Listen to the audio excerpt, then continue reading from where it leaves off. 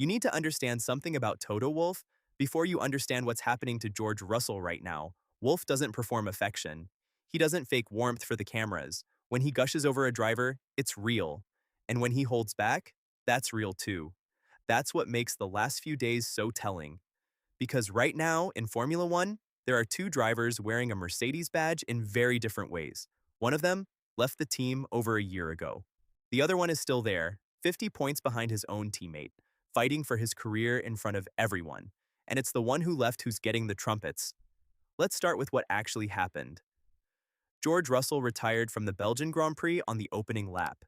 In the heat of that moment, he called Mercedes' issues unacceptable. He said he'd been facing a straight-line speed deficit to his teammate, Kimi Antonelli, for the entire weekend. Not a one-off, not a bad session. The entire weekend. This wasn't a new complaint either. Russell had first raised the exact same issue back in Austria. He complained more forcefully at Silverstone. And each time the team's answer was the same. They thought it was down to driving style, not the car. Him. It was only in Belgium, when Russell matched Antonelli's approach and still lost time, that Wolff finally accepted there might be something to actually investigate. Sit with that for a second. A driver spends multiple race weekends telling his own team something is wrong with the car, and the team's working theory for weeks is that the problem is the man behind the wheel. Now here's where the pattern starts to matter. Wolff has said, publicly, that Russell has his full support. He's used exactly that kind of language during what may be the toughest stretch of Russell's career so far. Russell entered this season as the title favorite. He is now 50 points behind Antonelli. In the media pen at Spa, he was reportedly close to tears. And what does Wolff say in that moment? He reminds everyone that it's quite an honor to drive for Mercedes. Think about the timing of that sentence. Not "I believe in George," not "this car has let him down," a reminder about the privilege of the seat itself, and then there's the other half of it. In Wolff's own words, half of Russell's problems are on the driving side. That's not nothing. That's a team principle in public, splitting the blame between the machine and the man, right after the man just spent 3 race weekends telling him the machine was the problem. Now compare that to how Wolff has always talked about Lewis Hamilton. According to Daily Mail journalist Jonathan McEvoy, this isn't a one-time thing. It's a consistent pattern. Wolff, in McEvoy's words, always shows a lukewarm attitude toward Russell. Meanwhile, for Hamilton, Wolff would sound the trumpets. He would gush with praise after every single half-decent drive. Half-decent, not a win, not a podium. A half-decent drive was enough to get the full trumpet section from Toto Wolff when the driver behind the wheel was Lewis Hamilton. Here's the detail that really tells you everything. Russell had to wait until October last year just to get his own contract signed for this season. And during that entire waiting period, Wolff was openly expressing interest in signing Max Verstappen instead. Not privately, openly. So picture that from Russell's side. You're driving for the team, you're delivering, and the boss is publicly flirting with the idea of replacing you with the reigning benchmark of the entire sport, while your own contract sits unsigned on the table. That's not the environment Lewis Hamilton operated in. Not even close. Now, 3 weeks before any of this happened in Belgium, Wolff was already laying the groundwork for this dynamic, talking about the honor of driving for Mercedes, long before Russell's frustration boiled over on camera. That's not a spontaneous reaction to a bad weekend. That's a message that had already been prepared. And that's the thing about Wolff's relationship with Hamilton, too. It wasn't always smooth.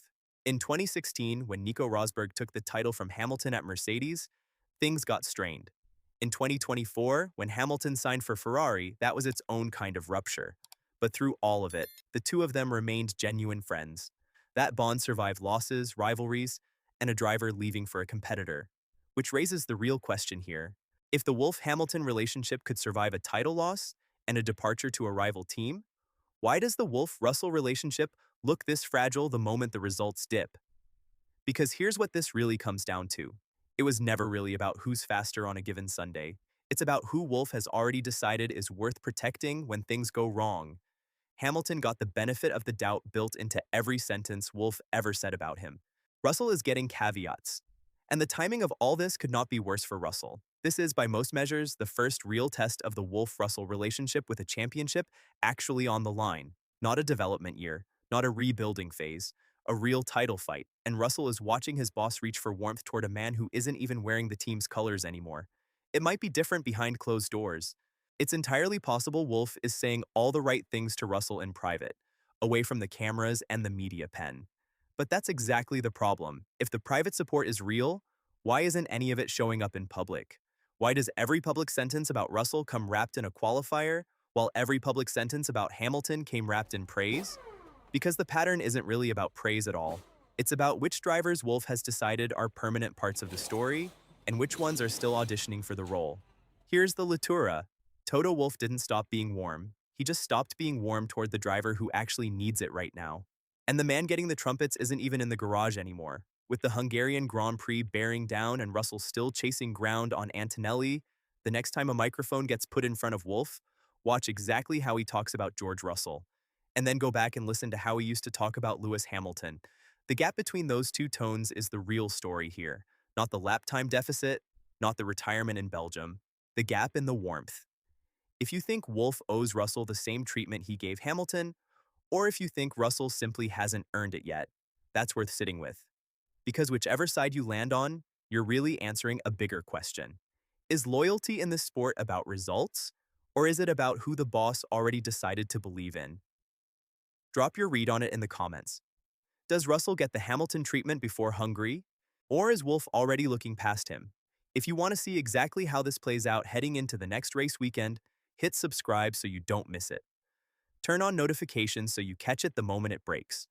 Drop a like if this pattern is as obvious to you as it is to us. And if you've been following the Wolff-Russell dynamic all season, you already know there's more coming. Until the next one.